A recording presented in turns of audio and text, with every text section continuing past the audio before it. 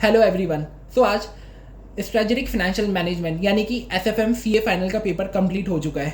Paper की बात करें तो पेपर एवरेज था and but at the same time the paper was quite lengthy and because of that some of the students are not able to complete their 100% paper. तो अगर आपका भी एक क्वेश्चन मिस हो गया है तो चिंता मत करो, बहुत जनों का पेपर मिस हुआ है क्योंकि पेपर लेंदी था। क्वेश्चंस भले ही रिपीटेड थे बट उनकी लेंथ काफ़ी थी, सॉल्व करने में काफ़ी टाइम लगा होएगा।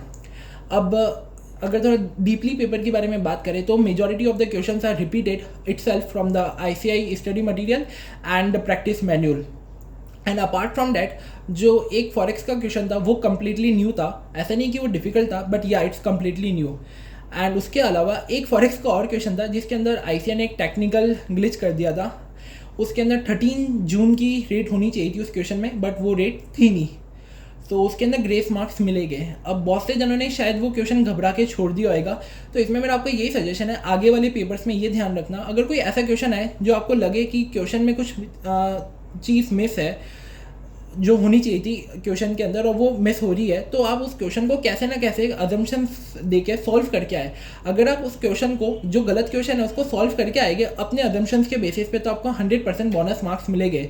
तो कभी भी कोई भी क्वेश्चन को खाली मत छोड़िए, उसको लास्ट में अटेम्प्ट कीजिए लेकिन कीजिए ज़रूर। तो ये मेरा सजेशन रहेगा आने वाले पेपर्स के लिए। एंड उसके अलावा इस बार इंस्टीट्यूट ने क्या किया, जो प्रैक्टिकल क्वेश्चन थे उसके नीचे ही इन्होंने थ्योरी दे दी। वो थ्योरी प्योर थ्योरी नहीं थी, वो एक प्रैक्टिकल बेस्ड थ्योरी थी जो अपने को अपनी जनरल अंडरस्टैंडिंग के बेस पे लिखनी थी, जो किसी ने भी नहीं पढ़ी हुई अभी तक। बट ठीक है, वो थोड़ा डिफिकल्ट भी था और एट द सेम टाइम अपने को अगर कंसेप्चुअल नॉलेज अच्छा है तो अपन उसको कुछ ना कुछ बना के लिख सकते थे। तो इन 3 क्वेश्चंस के कारण, मतलब 2 क्वेश्चंस और इन तीसरा जो पॉइंट है प्रैक्टिकल बेस्ड थ्योरी, उसके कारण पेपर को मैं एवरेज कहूँगा। अदरवाइज पेपर ईजी ही था क्योंकि सारे क्वेश्चंस रिपीटेड थे। तो उम्मीद करता हूँ आप सबका पेपर अच्छा हुआ होगा और इनकेस अगर अच्छा नहीं भी हुआ होगा तो अकॉर्डिंग टू मी भूल जाओ जो हुआ। अब अपन कुछ कर नहीं सकते उस पेपर का। Moving forward to the audit, next paper पे ध्यान दो, उसके अंदर इसको कवर करने की कोशिश करो।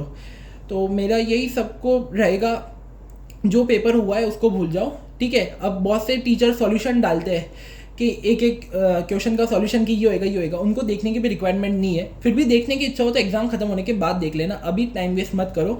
अभी भूल जाओ एसएफएम को और एफआर को, अभी सिर्फ ऑडिट के ऊपर ध्यान रखो। उम्मीद करता हूँ आपका नेक्स्ट पेपर बहुत अच्छा होगा and all the best from my side. Bye bye.